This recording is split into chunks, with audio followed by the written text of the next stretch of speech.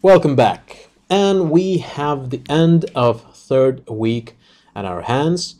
We have results of the 3 weeks of the intensive fighting between the retailers in Spanish market.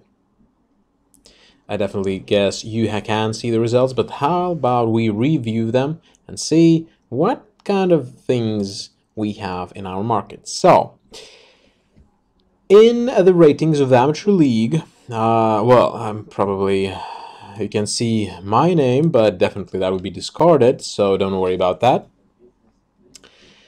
But so far we can see that the fight is generally changing here because there are different companies fighting for their survival, and only a couple of these are noticeable due to their revenue per turn. So for the amateurs, Gladki Invest and also the Solini y Compañía, we see that they actually have a pretty decent revenue. Some is pretty close to 200,000, other one is 158,000, which is pretty good. And we can see as we analyze the profit per turn that some of the companies are investing, obviously, and are looking forward to see their revenue and profit grow. The plan is pretty clear.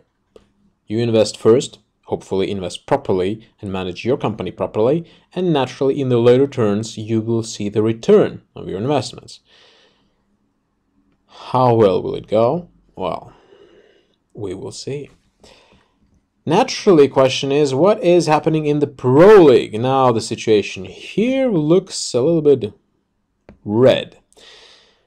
And the reason is pretty clear. Now we can see that all you need is still in number 1 with growing revenue, and actually obviously investments did involve the profit being negative, which means the company is investing in its business growth and probably purchasing equipment or rather consumables or goods to be sold at stores. Naturally, the analysis of the companies will be made later on during the insight of the week. So how about the other big fighters here? We can see that Zeta is actually looking good, pretty close to 1 million in revenue per turn. And we see that profit is even though negative, but we can guess that their investments are continuing and the asset value of the company is growing. So my guess is that this company is literally little by little doing better and trying to fight and get a better place in the ranking. The ASEM wave is obviously leading due to the revenue per turn. So let's take a look in the rankings, and we can see that regarding the revenue per turn, we see that ASEM wave is number 1. However, Diana Corporation is pretty close, following behind with pretty decent revenue as well.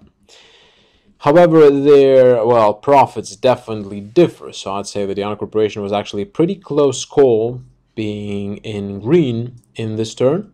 Hopefully that will be next turn. But if we take a closer look to the ACM, we see that these numbers, and that would be 1.6 million in negative, shows us that this smells like investment. Will that work out? Well, we will see. But obviously, we will see how it will work out next turn. Definitely, next week will be very, very interesting. Then naturally, ZTAG and Creo Fighters are looking pretty close. So Creo Fighters fired off with the investments, and we'll see how will that work out. And they're good also investing.